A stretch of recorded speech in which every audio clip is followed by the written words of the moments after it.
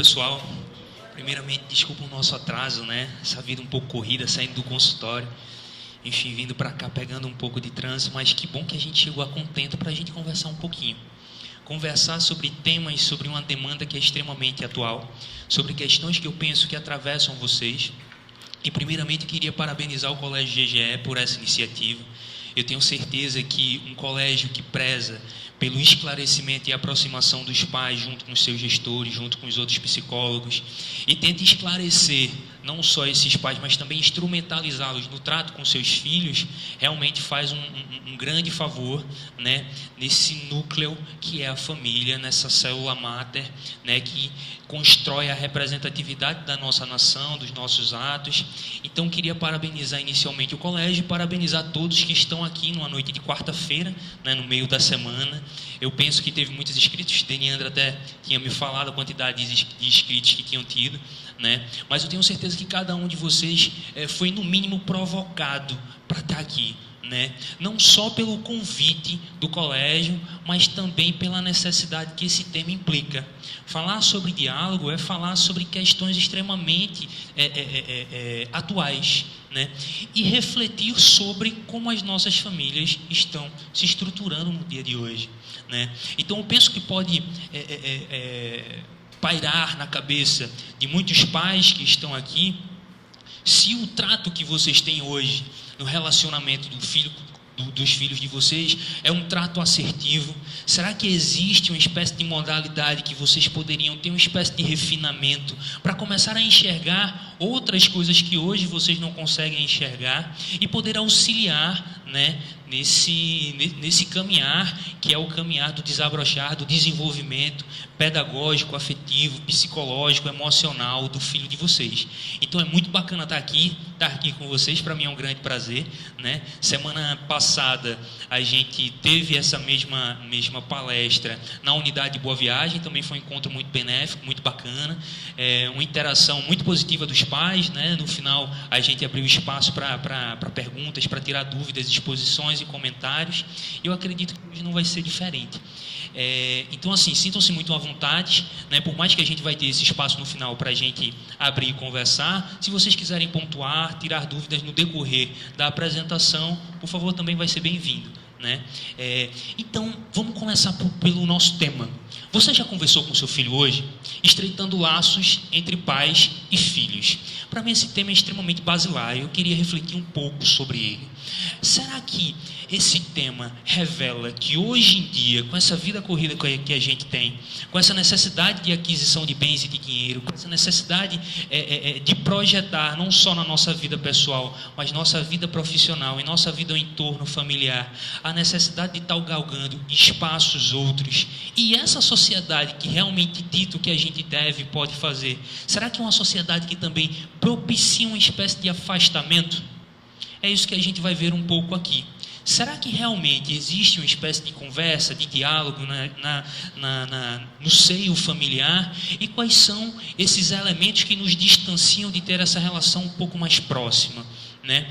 Eu penso que a nossa fala hoje vai ser uma fala que já vai ter a contento se a gente puder trazer luz, né, para certos elementos que são obscurecidos, mas ganhará muito mais se eu puder instrumentalizar vocês, né, para que vocês saiam daqui entendendo e começando a planejar, repensar minimamente outras questões para poder agir mais assertivamente com o filho de vocês. Então, basicamente, a gente vai falar um pouco sobre nossa sociedade, como é que se dá esses contornos sociais, essa necessidade de responsabilização sempre incessante que nós, pais, temos que ter com os nossos filhos, né?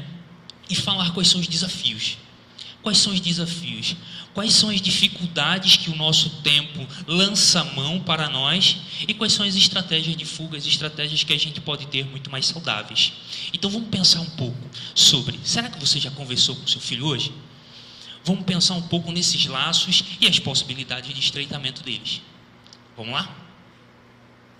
Pessoal, quando eu estava pensando sobre essa palestra, eu me lembrei basicamente de uns diálogos que eu tive quando eu ia para a casa do meu avô. Hoje ele já não é mais vivo.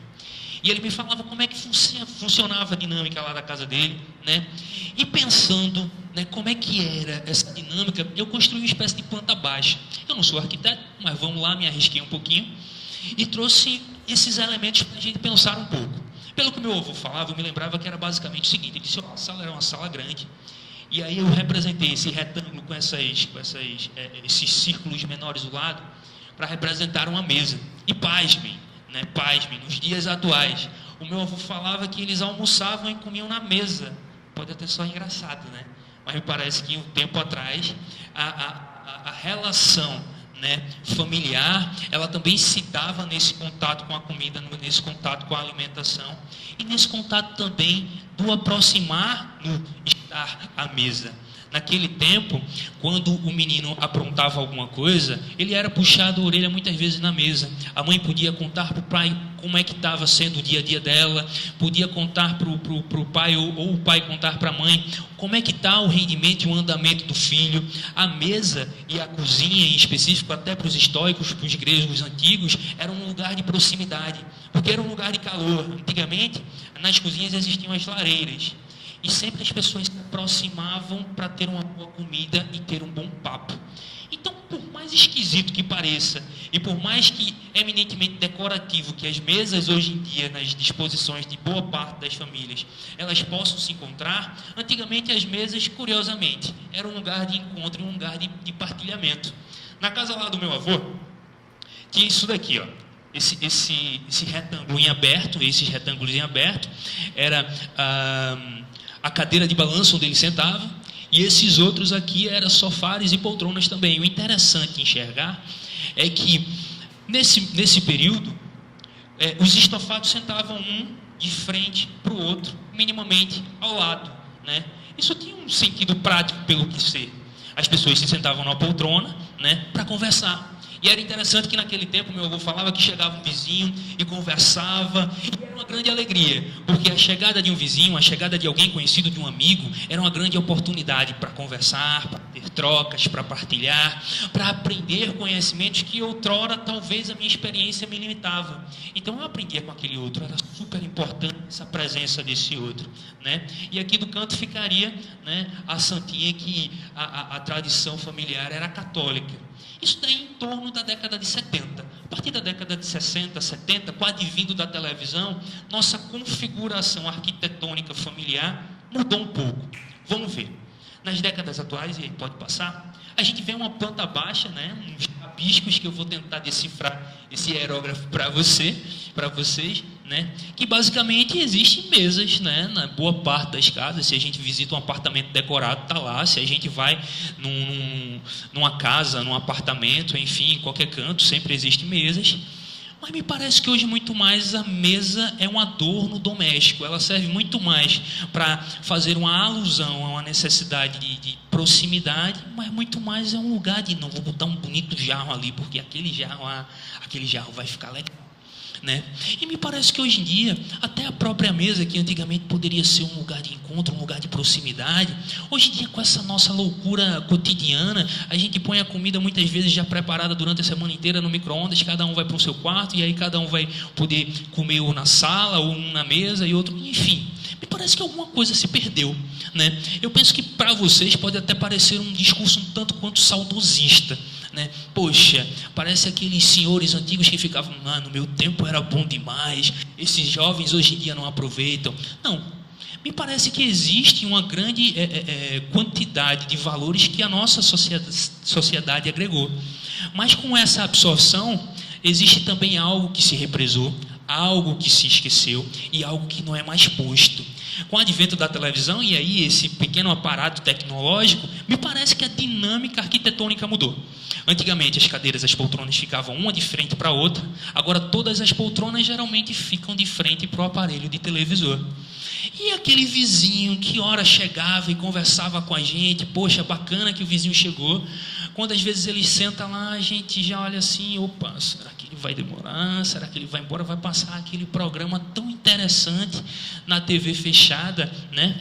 Então, me parece que a partir de um período, parte das nossas relações começaram a sofrer uma espécie de crescimento tecnológico e em contrapartida, em paralelo a esse crescimento tecnológico, uma espécie de afastamento afetivo.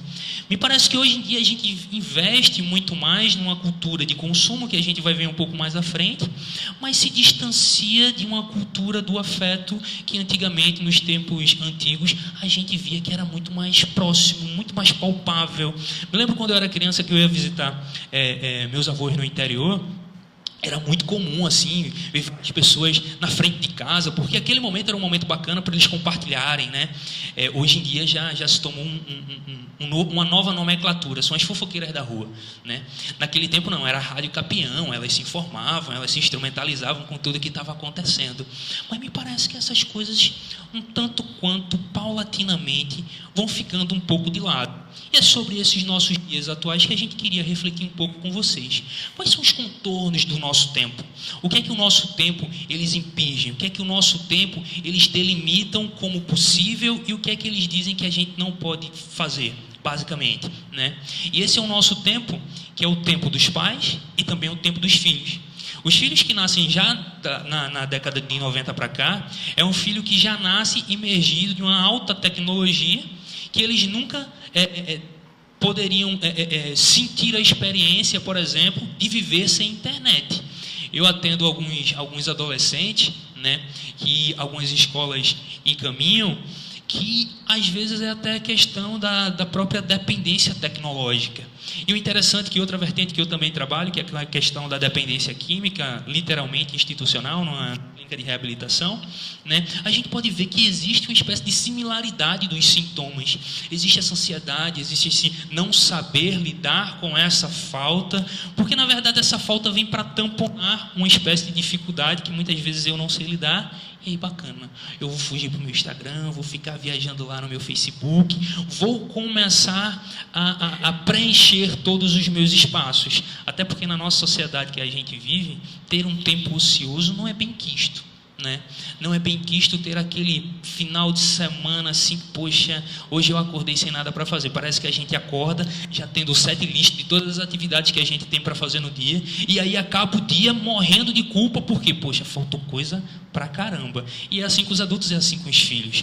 Os filhos chegam em casa e dizem assim, caramba, mas tem matemática, física, química para estudar, caramba, eu só estudei 3, faltou uma.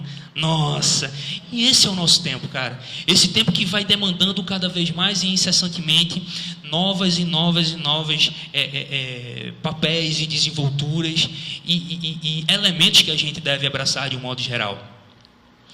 Para pensar um pouco, né? Esse texto meio que viralizou nas redes sociais em 2015. Eu queria trazer para vocês, para ser um mote, uma bola inicial, para a gente pensar um pouco como é que isso pode se refletir, se para vocês tem a ver, se para vocês não tem a ver, mas eu achei interessante, né? Esse texto que começou a circular em 2015, que se intitula, então, Eu Quero Ser um Celular.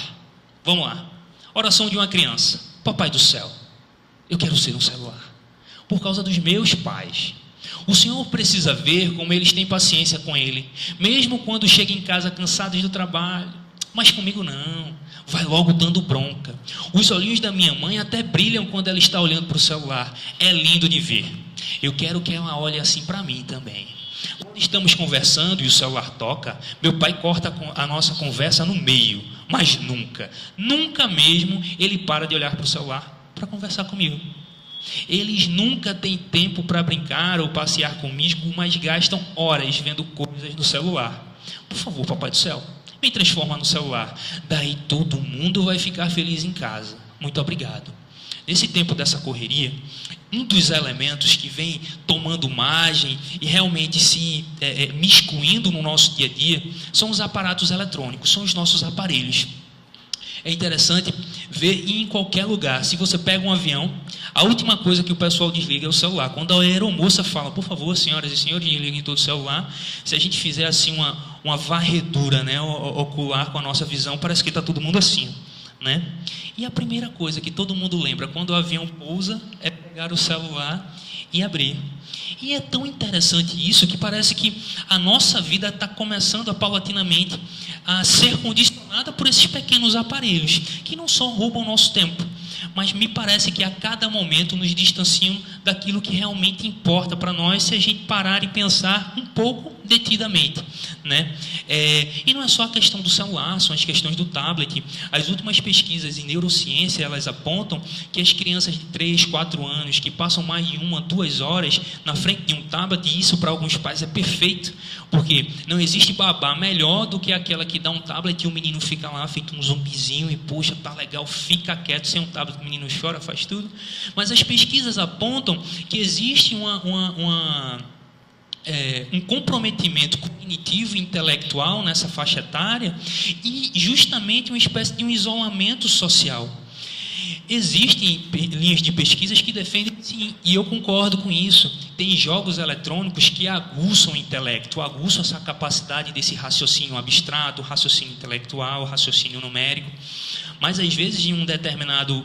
Mas o bacana é pensar que existe uma espécie de limite, né? Nem 8, nem 80. Me parece que quando existe muito, sobrecarrega. Quando existe pouco, falta.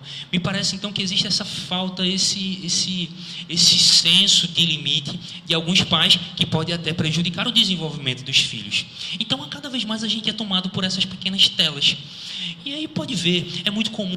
Eu escuto no consultório, escuto no cotidiano, né? Muitas pessoas, poxa, bacana, eu estava com saudade com fulano, mas não tem problema não, eu vou mandar um zap. Parece que mandar um zap é trazer de longe trazer para perto quem está longe. Mas ao mesmo tempo parece que essas micro-relações que a gente cria acaba fazendo uma pseudo-relação de proximidade, porque na verdade eu pergunto como o outro está, mas eu não paro e me detenho para saber como realmente aquele outro está. Né? E aí entre os grupos de família que a gente vê tudo, poxa, minha família está reunida. Por quê? Porque está todo mundo muito próximo na palma da minha mão no WhatsApp. Mas aquelas reuniões bacanas do final do ano, que chamam o pessoal até no final de semana mesmo, para sentir esse gostinho familiar de que bom está perto, a cada vez mais estão sendo se distanciadas, né? Vamos lá. Então existe uma forte tendência da nossa sociedade a esses aparatos tecnológicos, de modo que sociedade e família, tecnologia e família, um duelo de gigantes na nossa sociedade contemporânea. E me parece que é uma espécie de um axioma. A nossa tecnologia, o que é que faz? Ela aproxima quem está longe, mas distancia quem está perto, né? Hoje praticamente a gente vive uma era e os nossos adolescentes e crianças, eles estão correndo nessa esteira, né, praticamente de um aforisma, né? Antigamente Descartes ele cunhou uma frase: penso, logo existo. Me parece que hoje muito mais faz sentido para os jovens pensar: sou visto, logo existo. Quantas curtidas eu tenho é aquilo que vai representar o quanto de valor eu tenho para os outros, para os meus pares, para as pessoas que me veem, né? E com essa sociedade, esse contato face a face é substituído pelo contato tela a tela dos monitores, das superfícies que entram em contato. Mas essa frase é bem singular. O que entra em contato é a superfície. Nossas relações a cada vez mais estão se embasando em relações superficiais. A gente conhece aquilo que o outro mostra quem é, mas a gente não se detém para conhecer aquilo que ele realmente é. Qual é a essência desse outro? O que é que esse outro está passando, né? O que se perde é a intimidade, a profundidade e durabilidade das relações e dos laços humanos. Essa proximidade, esse estreitamento, esse sentar junto, esse refletir com, essa profundidade na vida do outro. Muitas vezes alguns pais, e a gente vai ver quais são os tipos psicológicos dos pais, acreditam que não devem entrar muito na vida do filho, porque o filho tem sua privacidade, e eu tenho que respeitar isso. Mas muitas vezes o filho tem um clamor gigante por ser ouvido por aquele pai que acredita que a intimidade realmente deve ser mantida entre distância, e ele não consegue estabelecer essa proximidade por essa falta de diálogo, por essa falta de proximidade. Então, na nossa sociedade, os relacionamentos estão sendo através de um clique. Raras são as conversas olho no olho, abraços, carinhos. O diálogo entre pais e filhos está ficando para trás. E basicamente era isso que a gente queria mostrar um pouco nessa planta baixa, né, do século XXI, né, nessa planta baixa das nossas relações que estão se estabelecendo. O que é que a gente tem colocado como prioridade e como é que tem sido a regência das nossas ações com o contato do outro, e em específico com o contato com os nossos filhos, né? Muitos pais, quando eu escuto, porque eu trabalho também, como eu já falei, numa clínica de reabilitação, né? Eles colocaram muitas vezes, até inconscientemente, ou até, enfim, sem perceber, eles colocaram o cavalo na frente, o carro na frente dos bois. É como se as prioridades hoje em dia não fossem muito claras. E a inversão dessas prioridades começam a nos trazer algumas questões. Vamos lá, né? Então, notadamente, a principal área atingida no relacionamento pais e filhos na era digital tem sido o diálogo. E muitos pais hoje, bacana, vou dar um celular para o meu filho. Sabe por quê? Porque eu vou ter o controle, eu vou saber onde é que ele está. Se eu ficar preocupado, não tem problema. Vou ligar. E aí, Júnior, onde é que você está? Ah, não, mãe, estou na escola e coisa e tal. Me parece que essa pseudo-segurança, esse pseudo-controle, me faz eu ter uma espécie de apaziguamento da minha ansiedade. Ufa! Eu só estou distante na distância de uma tecla, na distância de um aperto mais expressivo do meu polegar. Mas, ao mesmo tempo, eu estou um pouco distante, né? Hoje, a maioria dos pais passa a maior parte do dia fora de casa. O que o trabalho os consome, chegam em casa estressados, depois de um dia cheio de cobranças profissionais. E quando tem um tempo durante o dia, comunicam-se com seus filhos através de ligação pelo celular ou utilizando o WhatsApp. Pensando nisso, será que existe uma espécie de enfraquecimento? Será que essas relações estão cada vez mais se tornando empobrecidas, estioladas por essas introduções e esses contornos sociais que realmente pegam a gente de assalto e a gente não para definitivamente para refletir sobre eles? Então vamos ver. Ter a relação com os pais enfraquecidas é um grande risco para a vida da criança ou do jovem. De acordo com a mais recente pesquisa nacional de saúde do escolar, do PENSE, do Instituto Brasileiro de Geografia e Estatística, o IBGE, dentre outras razões, a falta de diálogo entre as famílias favoreceu com o quê? Vamos ver aí quais são esses dados. 70% dos brasileiros não supervisionam os deveres de casa das crianças. É muito comum, e isso até não é difícil de ver nos discursos dos professores, dos pedagogos, que os pais a cada vez mais entregam a responsabilidade educacional formal na responsabilidade para o colégio. Poxa, eu me sacrifico, pago um colégio caro, então meu filho tem que aprender. Não importa se eu sento com ele e reviso. Não importa se está chegando a época da prova e sistematicamente, diariamente, eu acompanho as tarefas dele para que lá na frente as coisas se encaminhem de um modo melhor. Então, o que essa pesquisa mostra é que existe uma espécie de desoneração. Se eu pago, eu quero que aquele serviço seja bem feito. Se não é bem feito, existe algum culpado, então vamos encontrar quem é esse bode expiatório, porque se eu pago, eu não sou o responsável, né? O meu dinheiro ele consegue comprar até a minha tranquilidade na educação dos meus filhos. E o que acontece com essa lógica social? Os pais eles podem se desonerar dessa responsabilidade diária, desse acompanhamento escolar e acreditar que a educação é unicamente exclusiva dos colégios. Se eu pago o colégio é que tem que formar. Só que esquecem, muitas vezes, que o principal propulsor da educação é o trato diário daquelas figuras de representatividade, daquelas figuras que são não só o esteio, mas que são os referenciais, que na verdade são os próprios pais, né? Mais de 40% não saibam o que elas fazem no tempo livre. 40%. O que é que tu tem hoje? Como é que está a tua agenda? Qual é o teu tempo livre? O que é que tu está fazendo? O que é que tu faz depois que tu vai para a escola?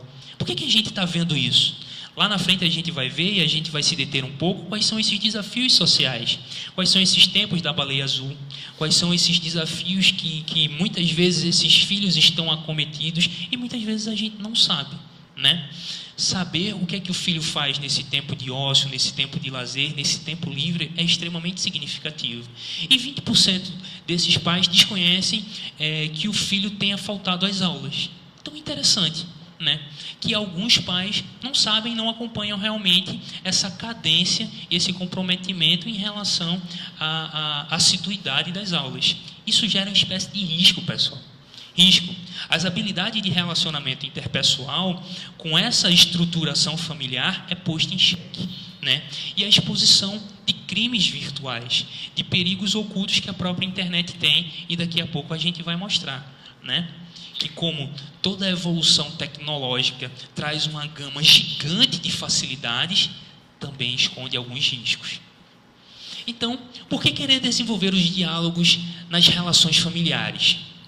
Por que, Saulo? Porque realmente é importante eu sentar, conversar, ouvir, prestar atenção.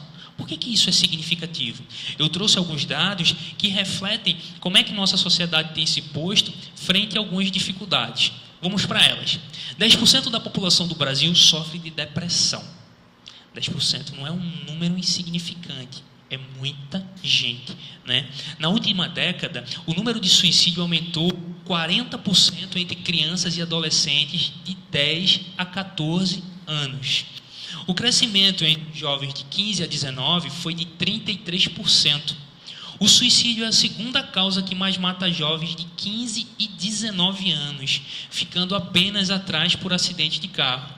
E como os dados da perícia não são muito aprofundados, muitos dos acidentes de carro podem ser sim uma tentativa de suicídio por esses jovens, né, que são condutores. 20% das crianças que nascem no Brasil são filhos de adolescentes. Ou seja, muitos dos pais que hoje em dia estão criando seus filhos não têm estrutura emocional, psicológica, social, financeira para lidar com seus filhos. Por quê? Porque eles são outras crianças lidando com crianças. E o que é que a gente vai esperar de um ser que é cuidado, aleitado por um outro que não está preparado para receber esse tipo de acolhimento, né? E por último, o Brasil é o mais depressivo, é o país mais depressivo da América Latina. Esses dados refletem só algumas ações. A Organização Mundial de Saúde, ela decretou na década atual que nós estamos vivendo, né, a década ao combate e ao esclarecimento da depressão, né? E o porquê isso é tão acentuado? Porque quanto mais informação a gente tiver, a gente pode indicar às outras pessoas e até a gente mesmo o cuidado necessário para a vida delas e os indicamentos que essas pessoas podem ter em procurar um psicólogo, procurar um psiquiatra, procurar institutos e centros que elas possam receber essa atenção devida e esse tratamento, né? Não é à toa que a Organização Mundial de Saúde fez a década que a gente vive hoje como uma década de alarme e conhecimento sobre a depressão. Esses dados refletem então essa preocupação, né? Então, Saulo, a gente falou um pouco sobre essa questão dos pais, essa questão dos dados, e eu entendi um pouco o porquê é importante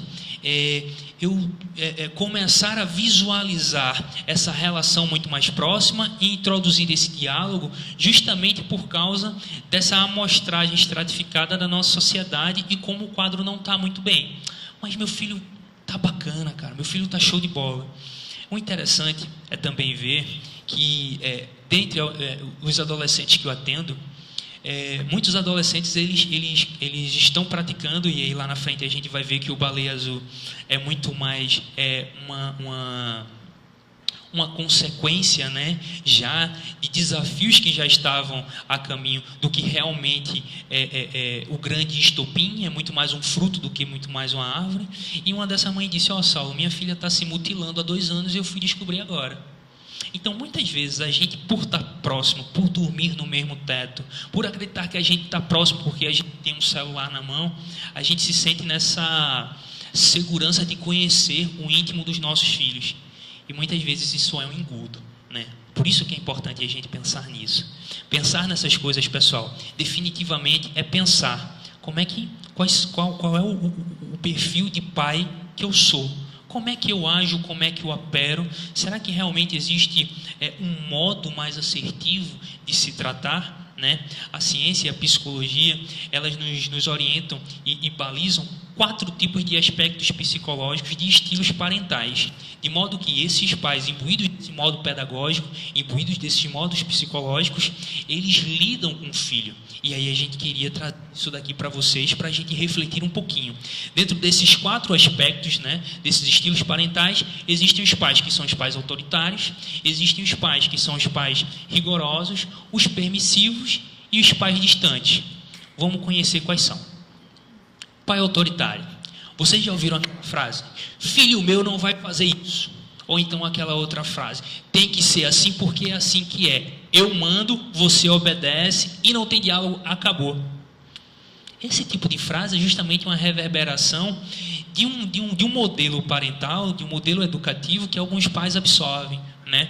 Antigamente, nos tempos dos nossos avós, era muito comum a gente ver isso, famílias militares, ou então famílias que tinham realmente esse senso social, muitas vezes religioso, arraigado, elas se estruturavam dessa forma. Vamos ver os benefícios e os malefícios que esses tipos, né, de estruturações pedagógicas e psicológicas dos pais podem influenciar nos filhos, né? Os pais autoritários são pais exigentes e não reativos. Traduzindo, são pais que exigem muito, mas faltam o diálogo. Eles cobram demais. E muitas vezes eles operam a autoridade com o autoritarismo. E existe uma diferença aí muito tácita e muito esclarecedora no final das contas, porque a autoridade é justamente o reconhecimento que o outro pode ter suas próprias escolhas, mas eu visualizo esse caminho para o outro com minha autoridade. Eu sou uma pessoa que cobro, eu sou uma pessoa que exijo, mas eu sou uma pessoa também que chego perto, que chego junto, que transmito afeto e que dou abraço. Já o autoritarismo parte muito mais de uma vertente realmente vertical. Aqui é assim, existe uma hierarquia. Eu mando, você obedece e acabou. São pais que querem obediência e têm padrões elevados. São aqueles chamados os carrascos, né? Seus filhos tendem a ter um bom desempenho escolar, mas em alguns casos sofrem de baixa autoestima, depressão e dificuldade de socialização. É o tipo do garoto que sempre fica pensando: caramba, eu tenho que me destacar e eu tenho que tirar a melhor nota, porque se eu não tiro a menor nota, quando chegar em casa vai ter uma rebordosa que eu não quero enfrentar. Todos desses pais que são autoritários. Então, o excesso de controle pode gerar filhos rebeldes. Muitos jovens e adolescentes podem incutir na própria mente a seguinte ideia: bacana, hoje você manda em mim. Quando eu tiver meus 18 anos, eu vou fazer o que eu quiser da minha vida, né? Muitas vezes eles não conseguem enxergar esses pais que são autoritários como pessoas próximas e figuras de referência para que, caso eu queira ou esteja passando por algum problema, eu posso chegar nele e posso desabafar, posso encontrar nele um aliado, não um aliado, aquele aliado que, poxa, ou eu vou passar a mão na cabeça ou vou acobertar as coisas que eu não acho certo, mas um aliado que pode me escutar e me orientar pelo bom caminho, né? Fazer realmente uma espécie de catarse, aliviar aquilo que eu estou sentindo pela fala e pela uma orientação, né? Então, a obediência é realizada pelo medo. Eu não obedeço porque eu respeito, eu obedeço porque eu temo. Porque se eu não obedecer, vai ocorrer castigos e penalizações que eu não quero enfrentar, né? Então existe essa questão da disputa do poder, aumento do distanciamento e a hostilidade. São geralmente famílias que, quando o adolescente chega aos 14, 15, 16 anos, começa a se rebelar. E justamente nesse processo de aquisição da identidade, eu tenho que refutar a verdade do outro, e muitas vezes esse outro é minha própria família, para assegurar aquilo que eu penso e aquilo que eu acredito como certo. Nessas ocasiões, a hostilidade se presentifica, né? E pode gerar ressentimento, rebeldia ou submissão, mas com a redução da autoestima. Porque eu sempre vou ter que me esforçar em demasia para alcançar a idealização daquilo que os meus pais sonharam de mim. E fracassar nisso me gera uma angústia gigante. Tenho muito medo disso. Então o filho não reconhece a autoridade do pai, mas o cargo do pai. Eu não lhe obedeço porque você tem uma autoridade sobre mim. Eu lhe obedeço porque você é um autoritarista. Eu lhe obedeço porque eu tenho medo de nossa relação. O que é que pode acontecer? Estresse lá em cima. Rendimento escolar lá embaixo. Vamos para o próximo. Pais que são permissivos. São aqueles pais que querem ser amiguinhos. Não, eu e meu filho, a gente é brother, né? A gente, sabe, não é essa relação vertical, é pura horizontalidade, né? E o interessante muitas vezes de ver, e não é raro não, viu? Se a gente passar assim 1 a 2 horas no supermercado ou então no shopping center, a gente pode enxergar pais que literalmente são reféns dos seus pequenos, que quando gritam, berram, choram, fazem birra, né, fazem de tudo que os pequenos querem. Me parece que falta essa autoridade, sem autoritarismo, né, mas essa figura de respeito, essa figura de representatividade. São esses pais que querem ser amiguinhos a todo custo. São pais que são altamente reativos, ou seja, eles são muito abertos ao diálogo, né, mas que raramente exigem dos filhos um comportamento maduro. Eu sempre entendo, meu filhinho, Juninho, não é assim. Eu entendo o comportamento dele. É a criança que tem que se autorregular. Muitas vezes, alguns pais que são, nessa perspectiva, permissivos, eles sofrem com medo de, se eu negar, eu vou estar implicando para ele um sofrimento. E eu não quero que ele sofra. Logo, eu vou regá-lo com todos os prazeres que eu posso oferecer, né? E a criança que tem que se autorregular. Seus filhos tendem a ter problemas escolares e de comportamento em geral, né? O filho pode tudo. É aquele filho que, quando chega muitas vezes na escola, ele é um grande confrontador do professor, ele é um grande confrontador do coordenador. E o bacana de ver é quando os pais chegam na escola porque o filho fez uma rebeldia, de vez de dar uma bronca no filho, vai vir brigar com a escola, vai vir brigar com o coordenador, porque o filho não erra, né? Mas na verdade a gente sabe que criança é esse ser em abertura, e que se a gente, como pai, não regular esse modo de comportamento dela, ela vai começar a entender que o mundo é um grande mundo livre e que eu posso realizar todos os meus desejos e fantasias nesse mundo, porque não existe alguém que regule. Quando chega na escola, existe a figura do professor e do coordenador que vai começar a dizer: não, sente na cadeira porque agora é hora de estudar, abra o livro na página tal, você não pode mascar chiclete na sala de aula. E aí como é que a criança se depara? Poxa, estou sendo castrada,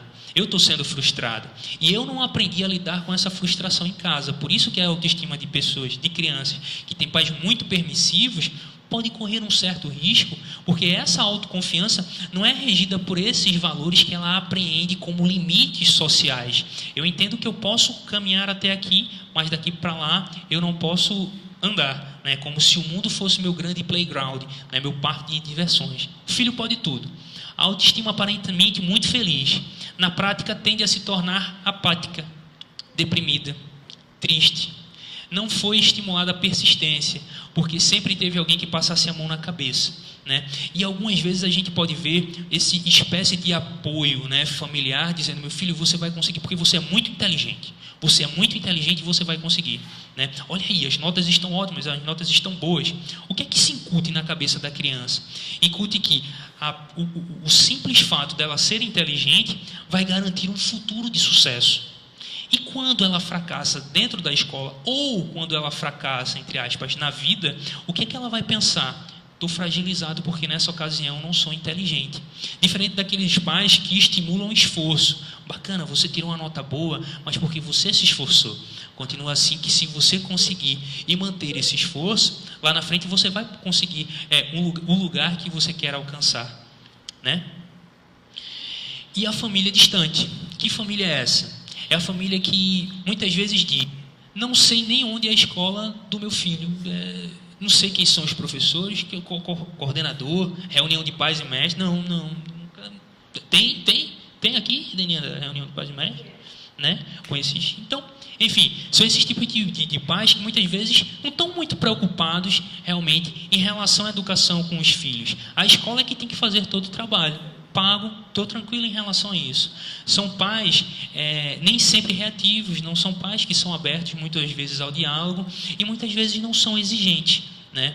Mas que não chegam a ser negligentes, ou seja, não chegam a faltar ou se abster por completo. Então, os seus filhos costumam ir mal em todas as áreas. São aqueles filhos que não têm um referencial, né? Se eu estou passando por alguma dificuldade, eu sei que eu posso contar com meu pai, eu sei que eu posso contar com a minha mãe, né? Porque eu sei que com eles eu posso confiar e aí eu posso me abrir. Nossa relação é uma relação de abertura e de confiança mútua, né? Então, corre o risco de um outro adulto adotar seu filho, como a gente vai ver quando a gente parar um pouquinho para falar sobre os desafios e sobre as baleias azuis. E se ele dá certo, bacana. Um tio pode ser um bom padrinho. mas a gente sabe que nossa sociedade nem sempre é muito agradável, né? E tem realmente pessoas de bom grado, né? E a gente percebe então a pedofilia crescendo vertiginosamente, os riscos que a própria internet e os riscos que a própria vida, né, começam a impedir.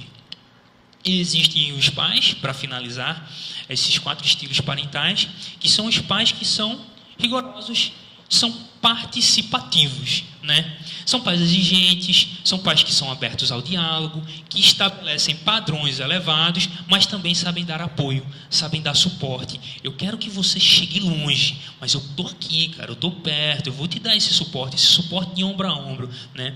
Seus filhos têm notas mais elevadas em mediações de sociabilidade, são crianças que elas conseguem estabelecer o contato com o outro, essa socialização com essas outras crianças, conseguem desenvolver esse estima, essa preocupação, essa empatia por essas outras crianças, porque sabem estabelecer esses limites, e tem essa competência intelectual mais alta e mais aguçada muitas vezes do que os outros, porque são crianças que conseguem estar num ambiente muito mais tranquilas, muito mais relaxadas, daí então ela consegue absorver muito mais conteúdo desse ambiente.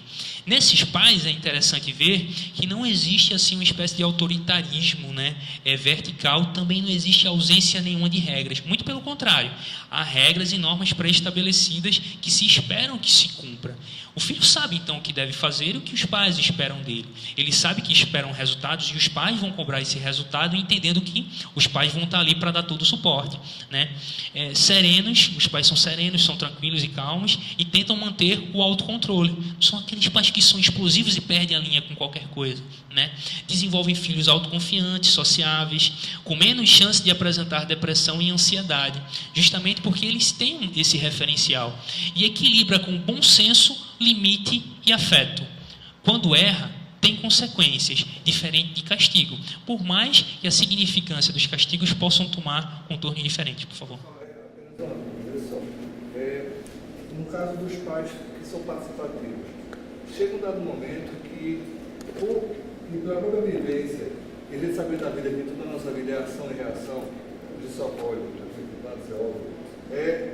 Há filhos, há momentos em que os filhos estão, pai, eu sei de tudo isso, você já me explicou muitas vezes, mas eu vou fazer. Aí, nesse momento, entra a autoridade, você não vai fazer, porque se você fizer, você vai quebrar a cara. Como lidar? Ou então, como dizer, não, você quer, saiba das consequências, então quebre a cara. Por mais que seja participativo, há casos em que você vai ter que ser, não, se você for, você vai se ferrar. Então, eu vou deixar o meu filho se ferrar. Às vezes fica nesse embate interno, ele tem que caminhar com as próprias pernas. Joia, mas eu sei que se ele for por esse caminho, pelo menos, segundo as minhas convicções, ele vai quebrar a cara. E aí? A gente vai ser um participativo ou um autoritário?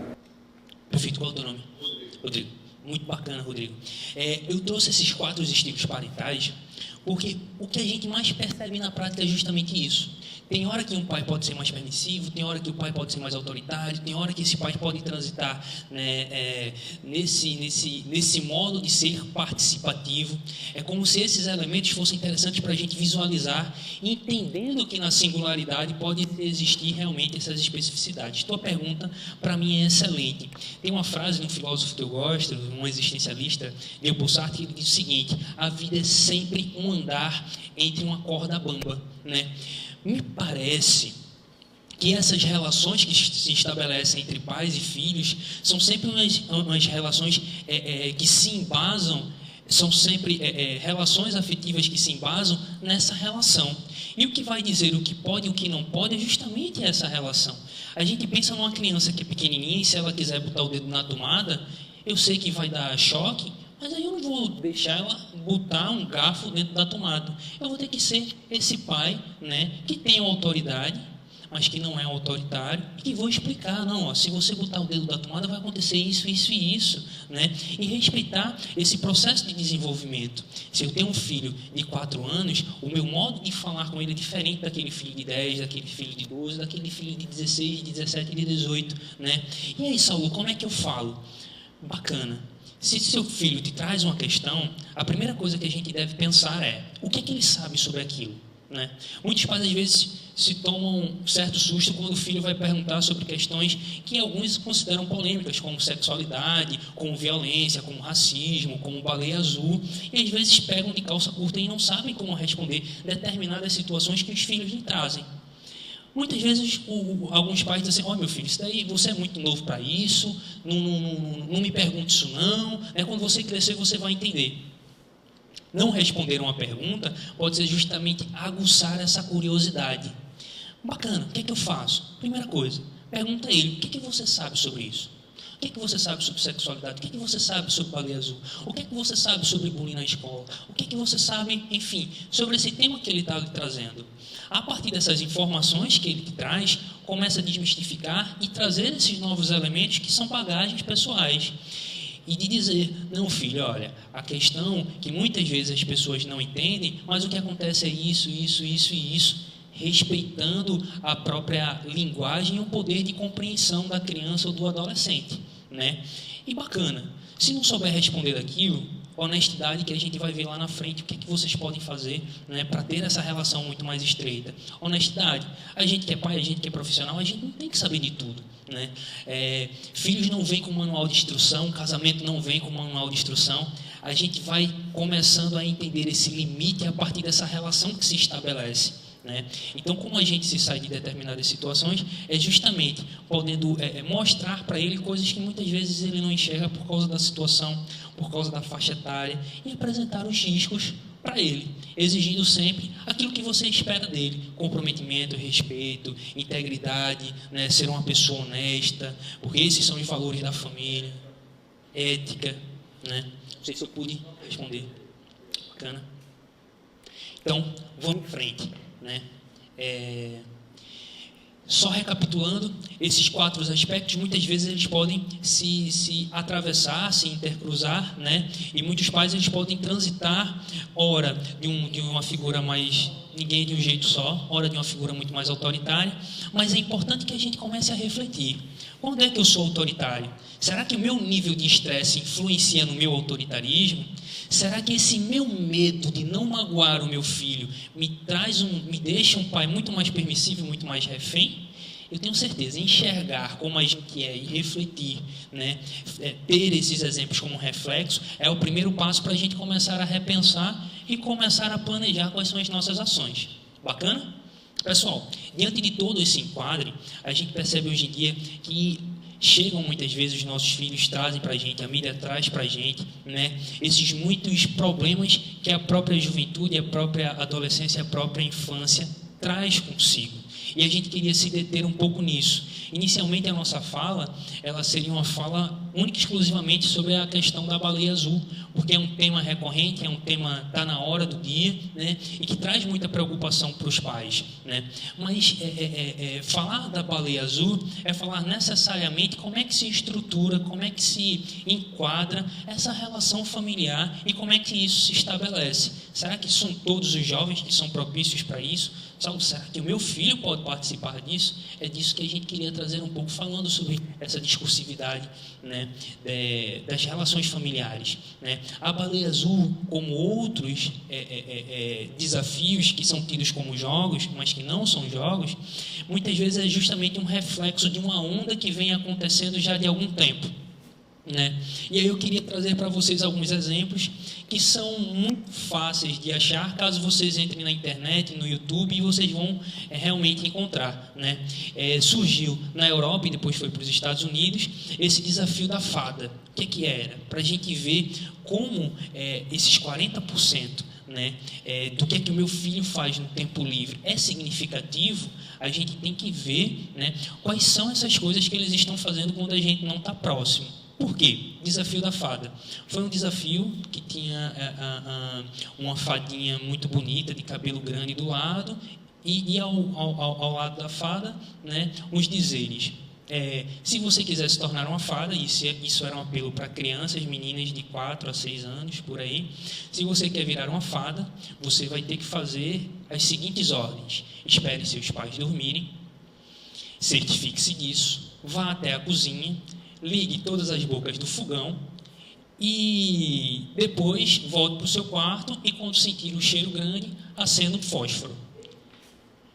E eu acho que não está dando para ver isso daqui, mas isso daqui é uma menina olhando para uma tela e as costas todas queimadas porque ela participou desse desafio, né? Isso para mostrar o quanto a internet, que é bacana pra caramba, porque tem um acervo de elementos significativos, pode ser extremamente prejudicial, porque ela também entra, né, no nosso lar, na nossa família, de um modo que a gente muitas vezes não se dá conta. Isso daí foi recorrente na Europa e em parte dos Estados Unidos, né? Outros desafios que aí é muito mais próximo da gente é o desafio do gelo com sal. Basicamente, esse desafio a pessoa tem que pegar gelo e pegar sal grosso, então sal refinado, e apertar na mão e passar 2 minutos com aquilo, né?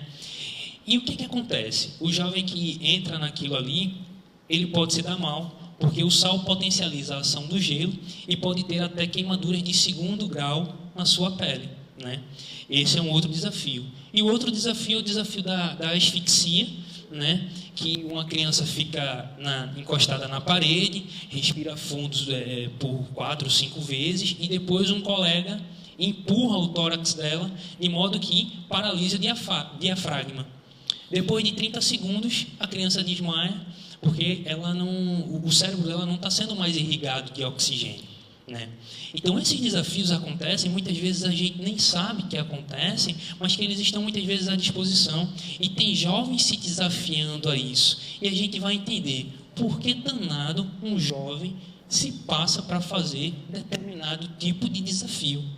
Por que determinados tipos de pessoas que deveriam estar brincando, se divertindo, sorrindo, muitas vezes fazem ações muito inconsequentes que podem corroborar para finais maléficos para a sua vida, tanto para a vida dos outros. Vamos em frente. É aí que nasce justamente o desafio da baleia azul. Não como um fruto simples e puro de um nada, mas justamente de uma corrente contínua de desafios que se estavam se estabelecendo para os jovens, para que eles pudessem se autoafirmar e se estabelecer nessa identidade grupal. A baleia azul nasceu na Rússia, né, em 2015, por Philip Budkin, né, de 21 anos. Ele foi preso atualmente, um dos idealizadores foi esse jovem, e quando ele foi preso no inquérito, uma das coisas que ele falou foi: eu estou fazendo bem social, eu estou fazendo um extermínio dos lixos biológicos desses jovens que não tem nada na cabeça, e simplesmente eu estou fazendo um alívio para eles, porque são pessoas que sofrem, são pessoas que não precisam viver e não merecem viver.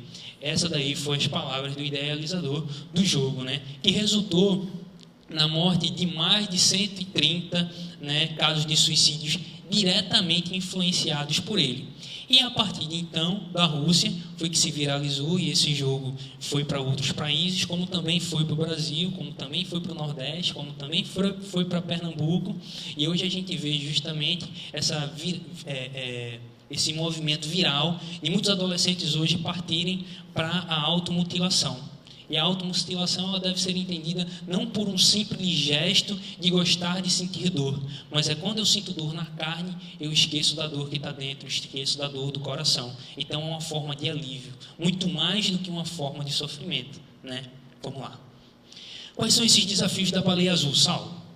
Primeiro, ele propõe ao participante se cortar e escrever a sigla F57 na palma da mão e em seguida enviar uma foto para um curador. O curador é a pessoa que é responsável, né, por alimentar aquilo ali, e geralmente os curadores, eles visualizam e chegam na criança e no adolescente justamente por uma espécie de estudo. É como se ele enxergasse que aquela criança ela pode ser muito mais propícia na medida que ela é uma pessoa muito mais vulnerável. A criança muitas vezes se vê sem saída, porque o moderador ameaça a vida dela e diz que se ela não fizer, vai ter consequências para a vida dela e para a vida da família. E a criança se vê realmente numa redoma, sem escapatória, e começa então a dar a delonga ao desafio, né? Esse é o primeiro passo. A criança, nesse momento, está muito assustada, muitas vezes o adolescente está muito entristecido, mas ele inicia, manda a foto para esse curador. O segundo, e aí cada desafio tem que ser cumprido na sequência dos dias, né? Assistir filmes de terror e psicodélicos às 4h20 da manhã, mas não pode ser qualquer filme, o curador indicará. Lembrando que ele fará perguntas sobre as cenas, pois ele quer saber se você realmente assistiu. Filmes psicodélicos no meio da madrugada, né, e de terror, né? Então a criança começa a se alimentar com esse medo, ela começa a ter uma ruptura do tempo normal de sono, que pode ser 8 horas por dia, e ela começa a dormir menos. Quando a gente dorme menos, a gente não restabelece as energias corporais, a gente já entra numa espécie de estresse paulatino, e com todo esse contexto, ela começa a ser introduzida com filmes muitas vezes psicodélicos que distanciam e descolam as pessoas da realidade, né? No terceiro desafio, o curador propõe corte no braço, no fim, enviar a foto para o curador e em seguida para o próximo nível. Corte no braço. No quarto, desenhar a baleia azul e enviar a foto para o curador. Alguns especialistas dizem que a partir desse quarto passo, que a criança ou adolescente ela começa a refletir se ela quer permanecer no desafio ou se ela quer pular fora. Porque às vezes escrever um F, né, assistir filmes, por mais que seja doloroso, é um corte pequeno. Fazer uma baleia na sua pele, que é muito grande e requer muita dor, né? Os especialistas dizem que é aí que ela começa realmente a se perguntar se quer fazer ou não. Quinto, para se tornar uma baleia azul participante do suposto jogo, escreve sim em sua perna. Se ele não escrever sim, ele vai ter que se cortar várias vezes de modo a castigar-se. E essa criança que muitas vezes não vê essa proximidade dos pais, essa abertura para o diálogo, muitas vezes é justamente essa lenha que dá um incentivo para que ela continue, né? Porque, na verdade, ela se sente muito culpada da sua existência. É como se muitas vezes a sobrecarga que ela tem fosse tão grande que ela tem que se autopunir sempre para se eximir dessa culpa, né? Sexto, existe uma tarefa em código. Sétimo, escrever F40 em sua mão e enviar para o curador. 8, na sua rede social, escrever I am now idle, né, no status, que pode ser no Facebook, que quer dizer eu sou uma baleia, né? E o interessante, a gente se deter um pouco aqui, é que quando ela escreve eu sou uma baleia, existe uma palavra muito significativa, pronome pessoal, sou. É como se essa criança, muitas vezes que se sente sozinha, que se sente desprezada, ela começa a ter uma vinculação com outras pessoas, ela começa a ter esse senso de pertença, né? E isso não é raro. Eu conheço jovens que enfim, estão no ensino fundamental, no ensino médio, que preferem ter amigos virtuais em outros países do que realmente ter amigos presenciais, porque esse senso de identidade não é um senso realmente estabelecido, né? Vamos lá. 9, o curador dará uma missão baseada no seu maior medo, fazendo a pessoa não ter medo. Isso é muito significativo. Ela antes se sentia só, agora ela começa a se sentir enredada num grupo, ela começa a ter uma identidade grupal, né? E agora o moderador ela incentiva a vencer os próprios medos. Isso daqui é muito significativo e muito importante se não tivesse uma automutilação gigante, se no final não terminasse em morte. Mas ela sente que existe uma pessoa que está preocupada com ela, e essa pessoa está incentivando-a a vencer e a crescer na vida, vencendo os seus medos, né? No 10º, o jogo da baleia azul propõe acordar às 4 da manhã e subir num telhado, e tem que ser um telhado alto. 11, desenhar uma foto de uma baleia azul na mão e enviar a foto para o curador. 12, assistir filme de terror e psicodélicos todas as tardes. 13, ouvir as músicas que os curadores enviarem. 14, cortar os lábios. 15, furar a mão com agulha. 16, fazer algo doloroso e ficar doente. 17, subir num telhado muito alto. 18, subir numa ponte, né? 19, subir num guindaste. 20. No próximo passo, o curador irá verificar se o participante é de confiança, ele vai testar a confiança, ele vai ver se aquela pessoa realmente pode estabelecer aqueles desafios. Isso muitas vezes é um incentivo para continuar no jogo. Encontrar outra baleia azul, outro participante, e aí o curador indicará. Então agora, ela, de vez de ser mais um participante, ela está fazendo parte dessa rede porque ela seleciona outras pessoas para fazer esse tipo de desafio. E a gente viu que nesse caso da baleia azul, como foi muito ventilado na mídia, muita gente quer distância, mas nos outros desafios, às vezes é uma prática corriqueira do jovem testar os seus limites e realmente se aventurar, né? Então existe esse elemento da identidade grupal. 21, pendurar-se. 22, outra tarefa em código. 23, tarefas secretas. 24, reunião com a baleia azul, que o curador indicará. 25, o curador indicará a data da morte e o participante não poderá contestar. 26, acordar às 4h20 e ir a uma estrada de ferro. 27, não falar com ninguém o dia todo. 28, fazer um voto de que é realmente uma baleia azul. Do 30º dia ao 49º, todos os dias acordar às 4h20 da manhã, assistir os vídeos de terror, ouvir músicas que eles lhe enviam, fazer um corte no corpo por dia e falar com a baleia, né? Outro componente. E durante o intervalo dos 2 desafios, entre 30 e 40, é isso que eles vão fazer.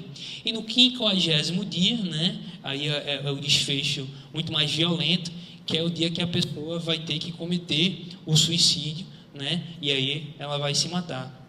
O interessante, quando a gente para ver, né, os desafios que a própria baleia azul dá, é o quanto que essas crianças, esses adolescentes estavam imersos num desafio, estavam se automutilando, e muitas vezes os pais não sabiam, né?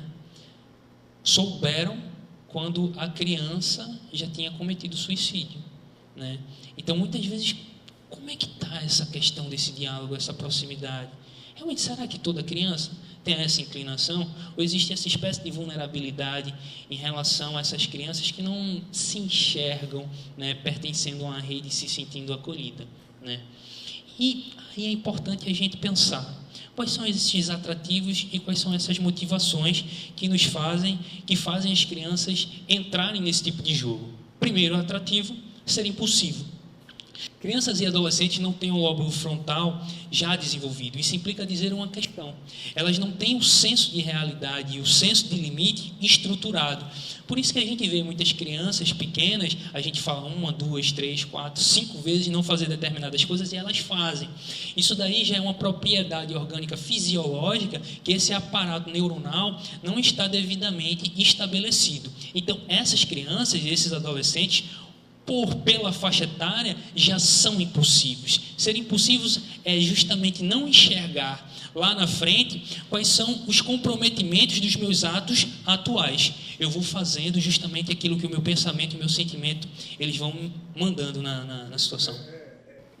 Atrativos, ser um ser impulsivo. Crianças e adolescentes tendem a essa impulsividade. Não é uma norma, né? Mas é um aparato orgânico importante que a gente deve observar. Não saber a consequência dos seus atos, né? Muitas vezes a criança ela precisa justamente ser orientada, não só castigada, mas ser orientada, que se ela fizer aquilo pode ter isso e isso de consequência, e a partir desse raciocínio que ela tiver, ela vai começar a estabelecer as normas e regras sociais que são importantíssimas nesse trato, nessa nossa lida diariamente do mundo adulto que deve ter, né?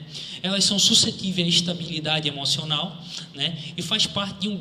E aí, voltando já à questão do desafio, está envolvida num grupo secreto.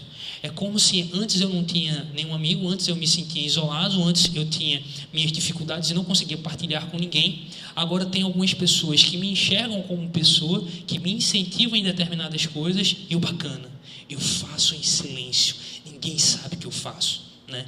E tem essa questão dessa perniciosidade de fazer certas coisas escondido, né?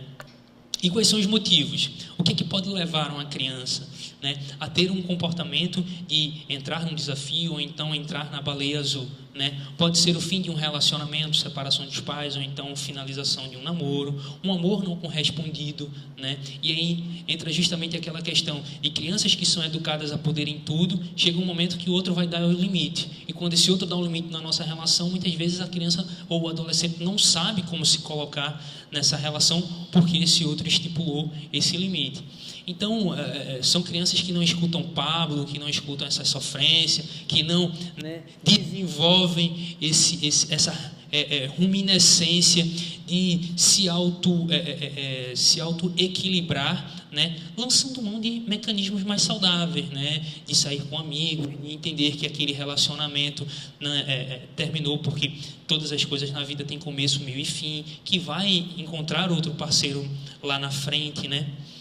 Uma estrutura familiar frágil, muitas vezes pode ser um dos motivos, não visualização do amparo, isolamento emocional, eu não consigo encontrar uma rede para compartilhar os meus sofrimentos, dificuldade em confiar, eu olho para o outro, mas eu tenho medo de falar aquilo que eu penso, porque de início, na maioria das vezes, caso eu me abra, eu vou ser criticado, e a crítica é uma coisa que eu quero evitar, né? Eu não quero ouvir mais vezes que eu estou errado. Dificuldade em confiar, cobranças em demasia, dificuldade na escola, luto na família e o uso de drogas. Esses são alguns elementos que podem configurar essa figura de fundo que muitas vezes condiciona uma criança, um adolescente a participar de um desafio, a participar desse tipo de jogo. Vamos mais à frente, a gente já está na parte final. Sinais de sofrimento, o desempenho escolar baixo. Se meu filho outrora tinha um desempenho escolar muito bom, agora esse desempenho já está degringolando, né? Notas baixas, eu percebo isolado. Antigamente a rede de amigos que ele tinha era grande, agora eu estou vendo muito mais sozinho, muito mais melancólico. Mudanças radicais rápidas, por exemplo, um corte de cabelo diferente, um corte de roupa, né? Alteração de sono, distúrbios alimentares, agressividade, isolamento, uso de álcool e outras drogas, cheiro de álcool e drogas na roupa, né, nas unhas, nas mãos, né? Ou seja, uma mudança comportamental significativa pode ser sim um elemento para a gente ter muito mais atenção e ficar muito mais próximo, chegar muito mais junto, dar esse amparo que o filho precisa, né? Então, pessoal, a gente já está chegando na nossa parte final e aí a gente vai abrir, né, para diálogo. Eu queria que instrumentalizar vocês para que não só saíssem com conhecimentos adquiridos, mas com novos planejamentos de ações que vocês possam estar desenvolvendo diante dos filhos de vocês, né? Porque aquela frase que a gente ouvia, faço o que eu digo, não faço o que eu faço, a gente sabe que não dá certo, a gente sabe que não cola, porque de início a gente sempre é o grande referencial para os nossos filhos, né? Então, primeiro, basilar, ensine honestidade, ensina ética. Em uma sociedade que a gente se depara cada vez mais com corrupção e desonestidade e comportamentos antiéticos, a referência familiar sempre deve ser essa referência de honestidade, né? Então, conversar com seu filho a importância desse valor na família, diga que você dá mais ênfase à franqueza do que ao castigo, né? Se o filho, se o pai ele pode dizer para o filho que o filho vai ser franco, e a partir dessa franqueza ele não vai ter medo do castigo, mas ele vai ser orientado para agir de um modo melhor, o filho vai se sentir mais acolhido, porque o pai também consegue desenvolver essa honestidade. Em caso de mau comportamento, né, esse castigo não vai estar, mas que vai vir essa orientação. Separe a criança, né, ou o adolescente do seu comportamento. Muitos pais, é comum a gente ouvir assim, não, você é assim por causa da sua mãe, você é assim por causa do seu pai, ou você é assim porque isso é feio, não é legal fazer, você é assim porque você é um mentiroso. Cada vez quando a gente faz isso, é como se a gente colocasse um rótulo no outro. E a psicologia já estuda isso há muito tempo, que a gente se faz a partir do olhar que o outro emprega sobre a gente. Então, a gente sempre tem o outro como um grande referencial para dizer aquilo que a gente é. E se a gente, desde a infância, começa a ser taxado ou rotulado, tanto pelos pais, quanto pela família, quanto pela escola, quanto pela sociedade, a gente vai crescer justamente esse adolescente e esse adulto muito mais inseguro. Então, não rotule. Não existem crianças más, e sim comportamentos ruins, que é justamente o reflexo disso que a gente acabou de dizer, né? Evite disputas de poder.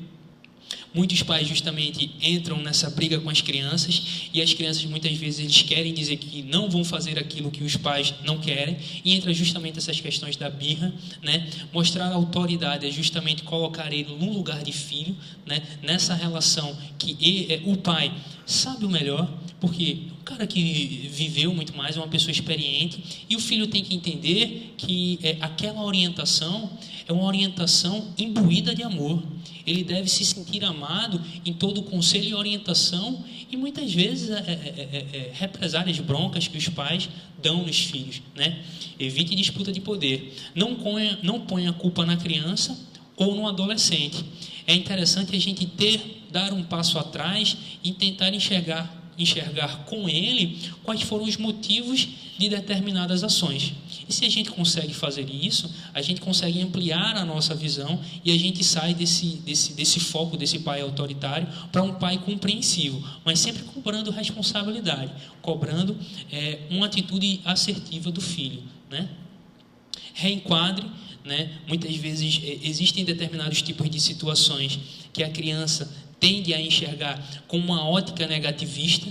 Então é importante que os pais, com essa experiência, essa bagagem adquirida, comecem a reenquadrar determinadas situações, como por exemplo, a gente vai sair com a tia e a tia falou algo que a criança interpretou como algo que não é benéfico. Então reenquadre, mostre ao filho que você tem essa capacidade de se colocar no lugar do outro e perceber aquilo que o outro diz, entendendo que aquilo ali não necessariamente é a verdade, mas que pode lhe auxiliar nesse caminhar diário, né?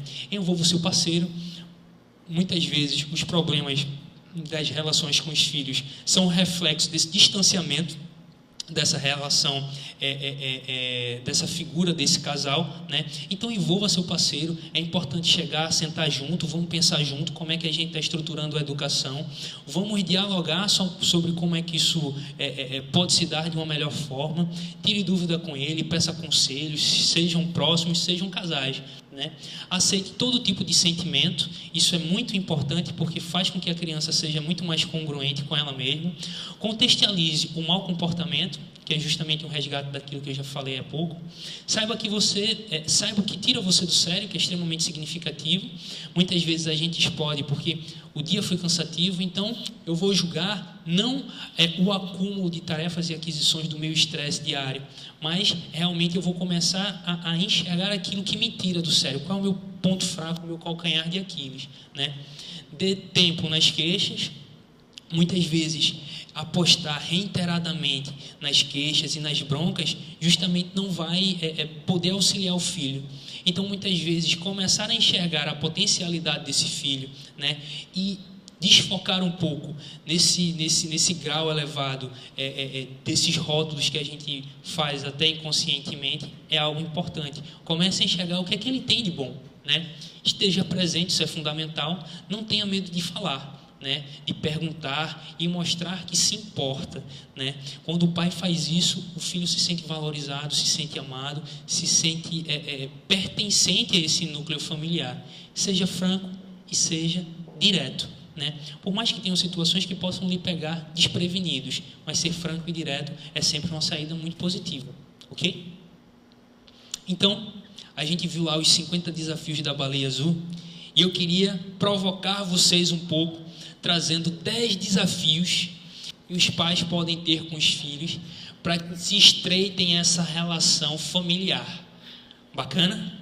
Vamos lá. Primeiro desafio que eu vou fazer: combine um dia de princesa com sua filha e um dia de príncipe com seu filho, né? Na outra palestra, o pai perguntou: ô Saulo, como é que é um dia de príncipe? Bom, não sei. O que é ser príncipe para o teu filho? Né? O que é que ele gosta de fazer? O que é que ele tem ânimo para fazer? Né? Ou ir para um game station, ou realmente sentar e jogar bola de gude porque o que ele quer é aquilo, o que ele quer é a atenção do pai, né? Ou conversar, enfim. Tira um dia para um dia de príncipe e um dia de princesa para o teu filho.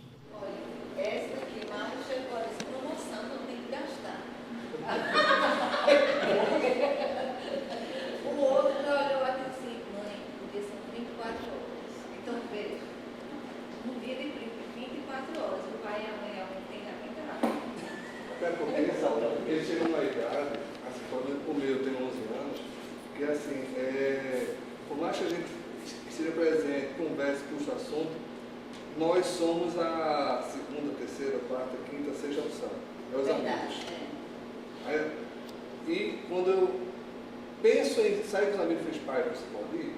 Aí você vai ficar naquele canto e a gente aqui. Você, tudo bem, meu amor, vai, fica aqui. Mas, ou seja, a minha pequena, ela topa. Agora, o mais velho, o galego, é complicado. Vamos lá. Bacana, pessoal. Isso é extremamente importante, porque muitas vezes os nossos laços familiares já estão tão distantes que soa até estranho, né? Imagina para um casal que briga tanto, aí o esposo ou a esposa diz assim: ó, bicho, vamos dar uma trégua, vamos se desarmar, vamos tirar um dia para a gente se curtir. Eu acho que um cônjuge pode dizer: rapaz, acho que está doente, o que foi que aconteceu, né? Me parece que essa relação com os filhos não são só com os filhos, são a relação com os outros.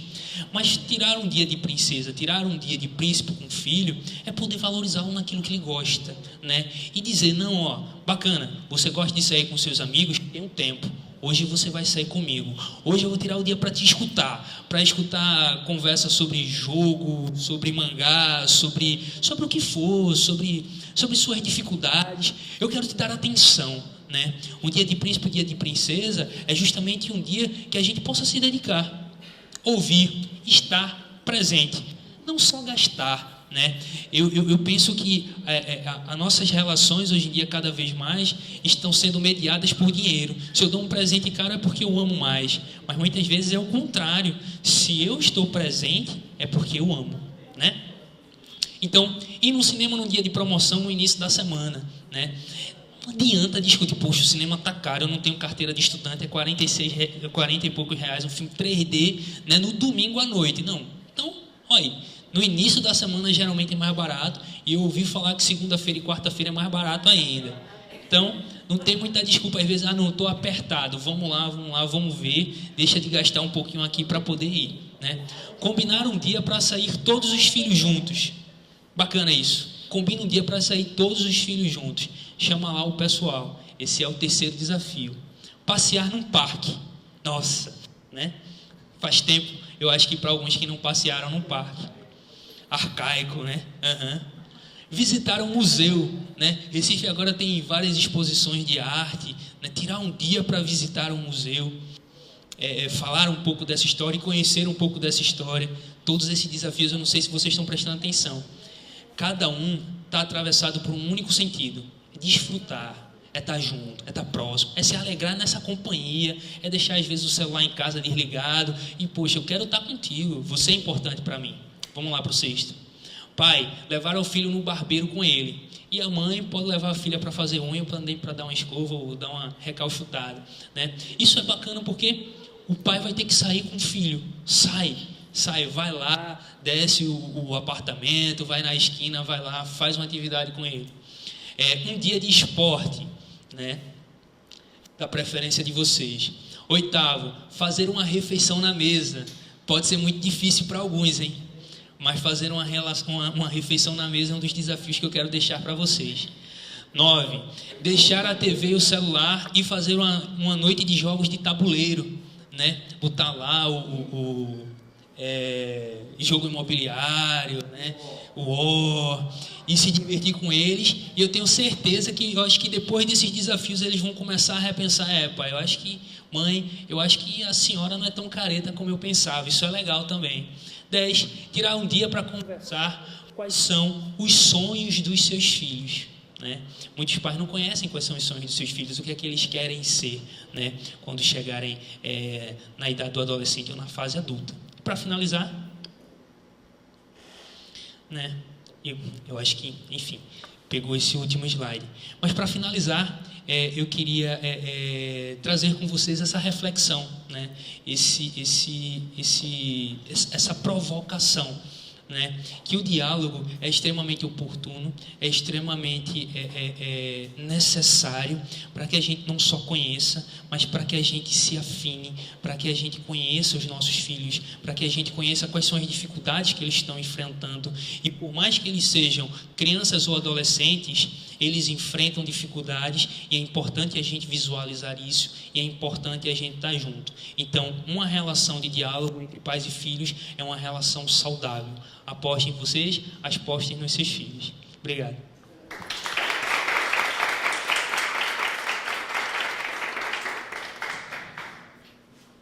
Não sei se alguém tem algum comentário. Eu acho que é bacana até, né? Pergunta, por favor.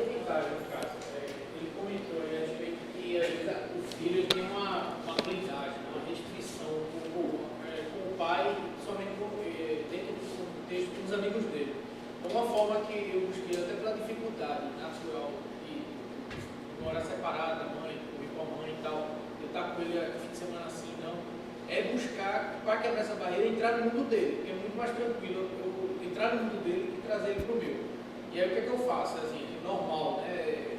Você tenta, vou dar um exemplo, ele gosta de Pokémon, aí eu estudo Pokémon. Eu vou lá, vou ler alguma coisa de Pokémon, ver um vídeo aqui, outro ali, ele está lá vendo o vídeo do YouTube lá, aqueles vlog lá dos caras comentando e tal, eu vou lá, cadê? Mostra aí. Aí isso eu estou estudando, para quando ele está, vem com as viagens dele, pai, lançou um pacote do Pokémon GO, não sei o que massa, e aí e tal. Aí daqui a pouco eu converso com os amigos dele, daqui a pouco, aí isso quebra um pouco, ele está comentando com ela, ele quebra essa barreira e daqui a pouco ele está automaticamente chamando para o convívio dele. Assim, é difícil, porque você já tem suas atividades e tal, mas é um trabalho que faz com que você imersa no mundo dele, atrai ele e normalmente quebra essa barreira. É uma forma que eu busquei, que é complicado no início, mas é a forma que eu encontrei. É um desafio, né? E é justamente isso, né? Muitas vezes a criança quer partilhar o seu mundo, quer partilhar suas fantasias, quer partilhar os seus gostos, né? E é importante a gente reconhecer esses gostos, essas inclinações, essas preferências que ela tem, né? Para que a gente possa se aproximar, dizer que aquilo é importante não em palavras, mas em ações e em gestos. Aí tem uma coisa muito importante que isso desencadeia, tão importante quanto. A partir do momento que você está naquele mundo, você pode limitar ela, porque você vai dizer a ela o seguinte, olha, tu pode jogar, agora lembra que porque você sabe que eu gosto também, você sabe que eu curto, eu admiro, mas você tem sua responsabilidade, você tem que estudar, fazer tarefa, quando terminar a gente eu vou com você assistir o vídeo no YouTube, eu vou jogar, eu vou conversar, e aí ele percebe, diz, realmente, eu tenho minha atividade agora, daqui a pouco eu vou no meu pai, então tem esse efeito também que ocorre, a criança ela automaticamente se cobra. Isso eu falo que é o que rotina, né? É isso, ele começa. Bacana. Gera, né, uma espécie de autorregulação. Ela começa a entender que pode existir uma espécie de cronograma, que a vida dela vai ter sim esses elementos de diversão, de prazer, de conversas e de trocas, mas que os pais têm que cobrar também esse gradual responsabilidade em relação aos estudos, em relação a si mesmo, para quando ele chega em determinado momento da sua vida, se autogerir. Porque no final, todo pai, ele aposta que a educação que ele deu vai ser benéfica para que quando os filhos virem adultos, eles possam ser pessoas responsáveis. E essa responsabilidade, essa educação, justamente vem de base, vem da família, vem de escolar. Então, realmente, é importante a gente dosar, né? E esses dias, muitas vezes, ter um dia da brincadeira, ou então ter uma tarde do divertimento, tirar um dia de princesa, um dia de príncipe, é justamente trazer, muitas vezes, para a rotina cansativa dos filhos, esse ar de leveza que também, às vezes, a vida dele também não é tão fácil, né? Às vezes, a escola de manhã, inglês, espanhol, francês de tarde, natação à noite, e aí perdeu o tempo um pouco de ser criança, de brincar, né? de andar na rua, de se encontrar com os seus pais, com os seus amigos.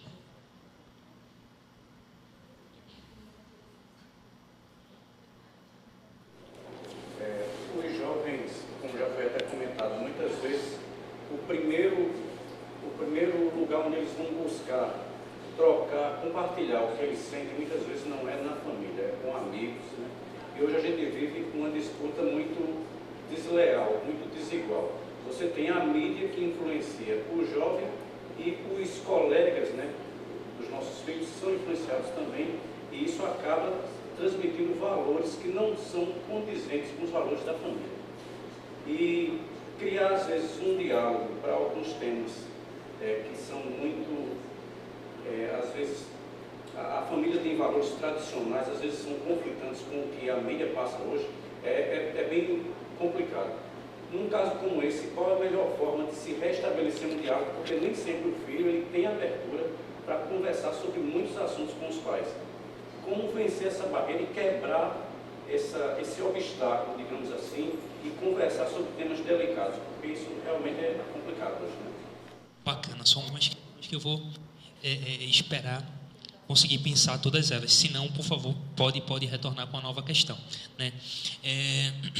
Algo que é importante. Meus filhos têm amigos. E ele dá muito mais ouvido aos amigos dele do que, às vezes, até os próprios valores, que são os nossos valores familiares e que orientam nossas práticas. Primeiro, eu sei quem são os amigos dos meus filhos.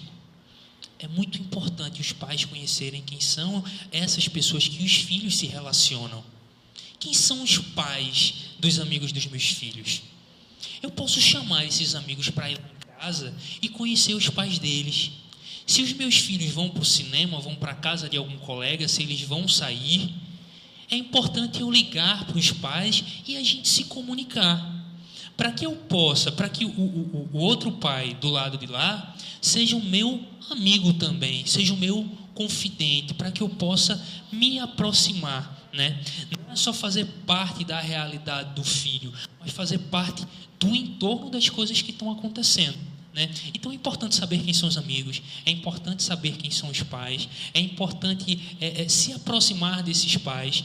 Se meus filhos passam muito tempo no colégio, então vamos fazer o seguinte, vamos fazer uma tarde para a gente unir os teus amigos e a gente conversar, né? É uma forma da gente conhecer quem são essas pessoas que nossos filhos se aproximam e também se aproximar deles, né? Porque muitas vezes do lado de lá, os amigos dos filhos não têm uma família estruturada, não tem uma família que escuta, não tem uma família que aconselha. Então, muitas vezes o que acontece é o pai de um amigo ser um novo referencial.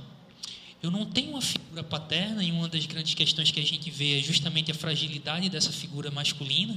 Eu não tenho uma figura paterna, ou não tenho uma figura de referência feminina, mas eu tenho a mãe do meu amigo, e eu posso ter nela alguém que possa conversar, que possa me acolher, e aí eu já entendo, não, bacana, meu filho está se encontrando com fulano, com cicrano, com beltrano, eu conheço suas famílias, eu sei como eles são, e aí eu já me relaciono de modo diferente.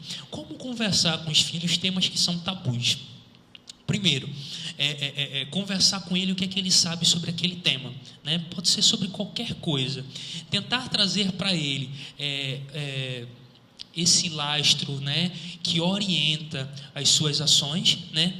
E também entender que não necessariamente o filho tem que concordar com tudo. Muitas vezes discordar faz parte desse processo evolutivo e desse processo da autonomia dessa identidade. E apostar, né, que aquela educação que você está dando hoje vai ser benéfica para o seu futuro. Teve uma ilustração que eu vi e eu gostei muito. Por exemplo, um pai chega para o filho e diz assim, olha, vai escovar os dentes, e aí tem que cobrar de novo, vai escovar os dentes, aí 7 anos, vai escovar os dentes, aí chega aos 10 anos, vai escovar os dentes, você vai dormir sem escovar os dentes, aí chega aos 15 anos, o menino escova os dentes todo dia, mas todo dia vai sair e escova os dentes, aí o pai, poxa, tá vendo? Sentido. Não, muitas vezes o filho está com a namoradinha e ele tem que escovar os dentes para chegar lá, né? Muitas vezes mais asseado, né? Então é isso, a educação também é uma aposta. A educação é justamente acreditar que aquilo que eu acredito, né, que eu estou fazendo nesse momento, vai reverberar para o futuro e eu vou colher esses frutos, né? E entendendo, ok, eu mostrei meu ponto de vista, eu queria escutar o teu ponto de vista. Muitas vezes o adolescente, a criança, eles não têm esse embasamento, esse conhecimento de mundo. Refletir com ele esses pontos fracos é justamente tentar trazer ele para uma realidade muito mais concreta, menos midiática, dessa cultura que a gente vê que realmente encobre a gente, e a gente muitas vezes se vê refém disso. Então, chegar junto, tentar enxergar com os olhos dele a situação que ele está vivenciando e, né, fazer os encaminhamentos devidos. Saulo, o senhor acha que ser a relação mais aberta e direta possível, digamos, quando ela era pequena, quando ela fosse fazer uma pergunta sobre sexualidade, qualquer coisa, ela já mandava diretamente em meio aberto. Ela também falava sobre a história das coisas, falava de saque. Esse pessoal assim, mesmo ainda bem pequena, não teria tanto discernimento assim. Só acho que seria melhor o nosso ficar assim, muito aberto, que qualquer coisa literalmente falar, até sobre moralidade, essas coisas mais avançadas, ou é melhor algumas coisas reservar para mais tarde? Sobre essa questão, o importante é trazer para a criança, para o adolescente, o que ele pode aguentar, né? A gente vive um mundo muito sexualizado e cada vez mais, né, esses elementos sexuais estão impressos tanto na mídia, né, quanto na nossa própria operacionalização do dia a dia. Mascarar isso a gente não pode mascarar porque é uma realidade. Se uma propaganda de cerveja tem que ter uma mulher praticamente nuda, se é uma propaganda de supermercado, enfim, de moda, enfim, né? Então esses elementos sexuais estão muito em questão. O importante é a gente entender se aquele ser, se aquela criança, se aquele adolescente, ele pode receber isso que eu vou falar para ele. Muitas vezes, uma informação precoce pode despertar certos tipos de curiosidade ou pode trazer demandas que a criança não saiba como resolver ou equacionar aquilo ali.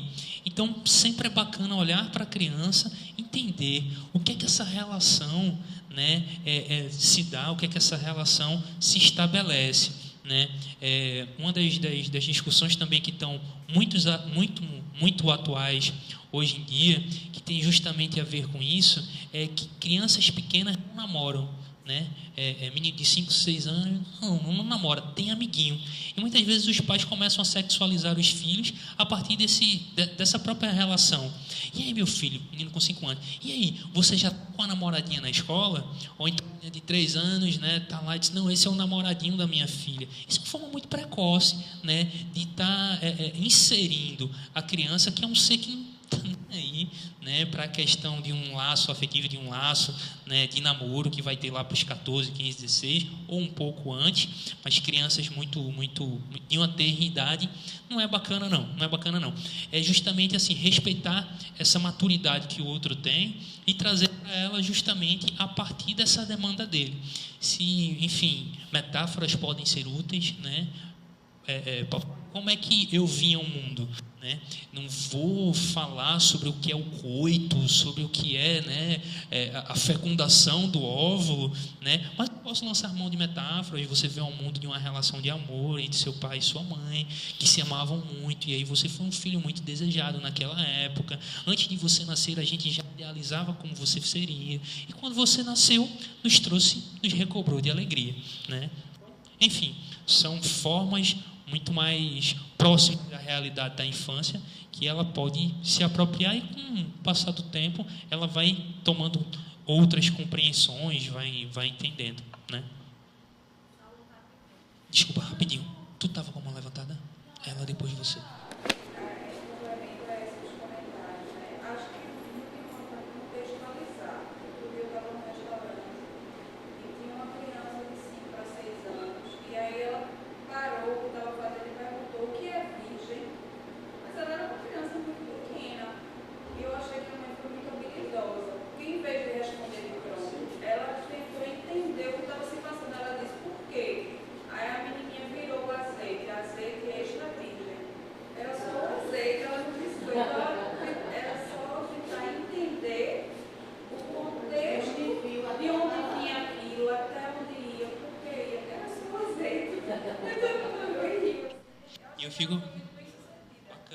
Eu fico pensando uma mãe talvez precipitada, né, que não fosse se preocupar em relação a de onde é que essa pergunta está vindo, o que é que ela sabe sobre isso, né, pudesse trazer respostas até que nem...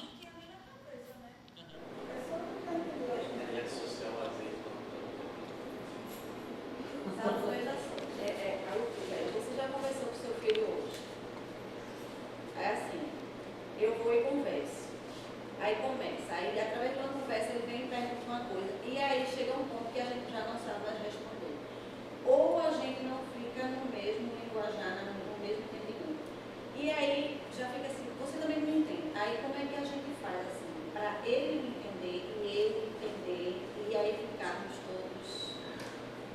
assunto. Bacana, não sei. Aí eu queria assim, que você respondesse na altura para adolescente. Eu não sei se eu entendi a tua pergunta, né? Mas eu vou tentar dar uma clareada, né? Eu acho que a gente já falou algumas questões aqui, mas aí eu vou tentar resgatá-las para a gente poder caminhar junto sobre essa questão, né? Tem coisas que os pais não vão saber. Simplesmente não vão. Ser honesto, como a gente viu, é extremamente importante. Se meu filho me pergunta uma coisa, eu não sei responder, eu vou chegar com ele e vou dizer: vem cá, vamos sentar, vamos pesquisar, vamos fazer um refinamento sobre essas coisas que a gente vai encontrar. Entra na internet, né? Você que já tem um período muito maior, um tempo muito maior, uma experiência muito maior, faz esse refinamento e consegue extrair e desenvolver com ele não um conhecimento seu, mas um conhecimento que pode ser partilhado. Pode ter dúvidas que você tinha e ele pode responder, pode ter questões que ele não sabe, você pode responder, né? E realmente as questões das relações humanas muitas vezes não são só convergentes, né? Esse mundo idealizado, do mundo da fantasia, na nossa concretude diária, né? No nosso dia a dia, não se dá. Então, vez por outra, a gente pode se bater em relação a discordar de certas coisas, né? Mas é importante entender de onde ele vem, contextualizar de onde é que vem essa pergunta. Se eu não sei responder, vamos procurar junto, né? É importante para você? Bacana, então também é importante para mim, né? Vamos conversar, deixa eu te entender um pouco, vamos procurar nossas respostas, vamos construí-las juntos, né? Eu acho que é uma saída.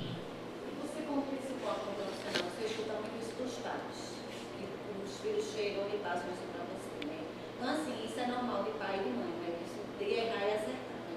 Com certeza. Ser humano, errar e acertar, é mal ser humano. É porque, assim, quando a gente é muito adolescente, né? É como se fosse só a mãe dela, no caso, assim, que faz isso. A mãe do amigo dele ou da amiga dela não faz assim, né? A gente fica, às vezes, querem dizer assim, então, meu filho, vai procurar outra mãe melhor. Qual é o tipo de mãe melhor para você? Não é assim, não é verdade, né? É por isso que eu achei, morrem de vergonha, mas assim, para ele entender que eu como mãe, eu vou errar e vou acertar, ela como mãe vai errar e vai acertar. A mesma situação, não é verdade? Todo o pai e a mãe, o problema sempre é o mesmo. E sabe de É uma a coisa, falta de nós só querer. queremos Não o é melhor se para você vocês. dizer a ela, é assim, ela vai escutar. Mas se eu falar, é diferente, porque eu sou a mãe, ela quer escutar uma outra, de uma outra voz, de uma outra... Mas sabe o que Eu não acontece? sinto mais, não sinto mais culpada, não. Que ele ou ela às vezes questiona assim, mas o pai de fulano, a mãe de fulano não faz isso. Aí eu digo, meu filho, primeira coisa, que eu sou a mãe de José Rafael e Maristela. Olha. E segundo lugar, assim, é como alguém já falou aqui, o estilo de vida, assim, a educação totalmente diferente. Então, realmente, é o que pesa mais, eu acho que na educação de um pai e de uma mãe, é isso. É apenas um ponto que ele mesmo levantou, que eu acho perfeito. Ninguém é obrigado a concordar com ninguém. Mas o ponto principal é o respeito. E o respeito vem em seguida com o próprio diálogo. Eu acho que esse é o ponto. Não sou obrigado a concordar. Mas respeito, eu vou dialogar para poder tentar, porque às vezes não se consegue chegar no consenso. Eu penso que hoje em dia, né, com tantas cobranças e com essa necessidade de acertar sempre, fica difícil esse lugar de quando o outro aponta um erro ou um deslize. E é como se a gente, nessa tentativa de ser o melhor pai, né, de idealizar sempre acertar tanto, esse lugar de talvez não acertar fosse um lugar muito cruel, né? Mas ouvindo isso que vocês estão trazendo, eu me lembro de uma frase assim bem lapidar de uma psicanalista, Melanie Klein, que ela diz o seguinte: a mãe não deve ser boa, ela deve ser suficientemente boa, porque a falta é extremamente estrutural, né, para a construção da identidade desse indivíduo, né? Então a criança e os filhos, eles têm que entender que super-heróis só existem em quadrinho e em ficção. Pais, eles vão acertar, vão errar e eu não tenho que me martirizar porque eu erro, porque muitas vezes o erro é o reflexo de uma tentativa de acerto. E, pasmem, a vida é assim, né? E pensando dessa forma, ressignificando o nosso modo de olhar o mundo, a gente pode desenvolver relações muito mais tranquilas, menos estressantes, menos cobrativas, né, de um modo geral. Então, assim, essa mãe de pai perfeito, essa questão de ser um pai perfeito não existe. O bacana é ser suficientemente bom, né, para que o filho entenda que existe sim o limite, que eu não tenho que concordar muitas vezes, que existe a minha forma de enxergar o mundo e ele tem que respeitar isso, e a nossa relação é uma relação de diálogo, porque é uma relação de respeito, e por mais que a gente entre em divergência em algumas ocasiões, a gente se respeita e a gente anda junto porque a gente é uma família, né? Essa é uma grande questão. Tem dois, eu só quero dizer que às vezes nós como mães, a gente orienta nossos filhos e às vezes a gente não tem a certeza do que eles vão fazer, né, com a nossa convicção, com o que a gente aprendeu dos nossos pais na vida, e às vezes eles dizem não. Geralmente eles dizem, eles discordam e aquela coisa toda. Mas assim, o que eu tenho observado ao longo da caminhada, no acima de 17, o mais velho de 24, é que depois eles reconhecem que nós estamos certos. E aí vão fazer exatamente aquilo que a gente diz que é para eles fazer, mesmo eles discordando. Né? Então aí dá uma tranquilidade também, né? Tem que ser firme também. Né?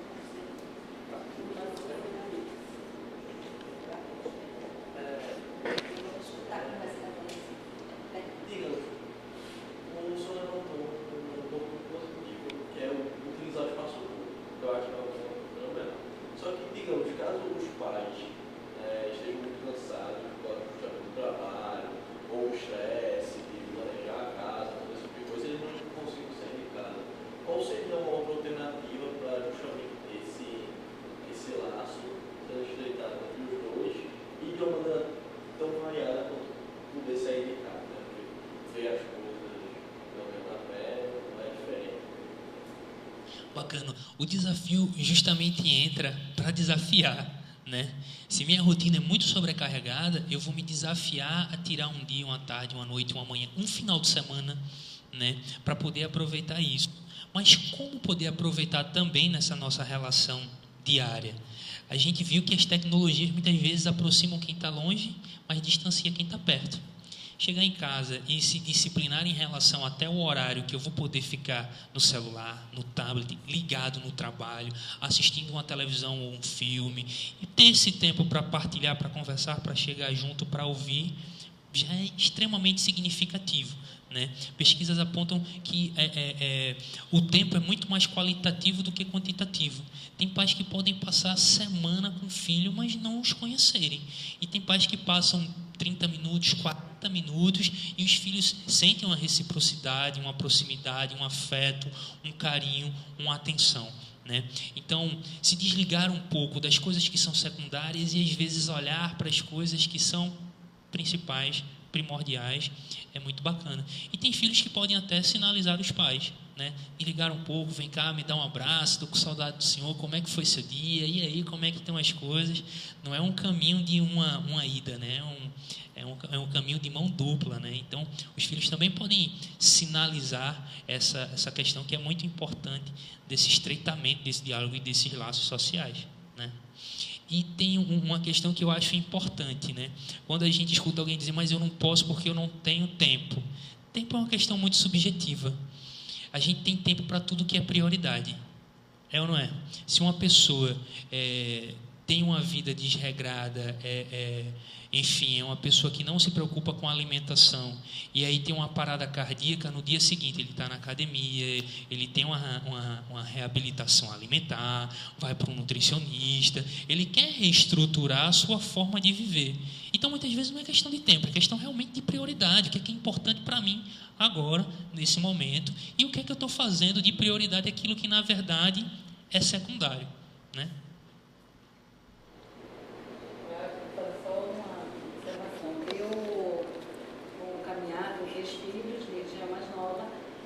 Eu acho que o único caminho que eu achei e que deu certo para me tranquilizar como mãe é que nós somos seres humanos e erramos. E a única forma é se amar, pai e a mãe procurar se amar primeiro, não se sentir culpado e amar o filho.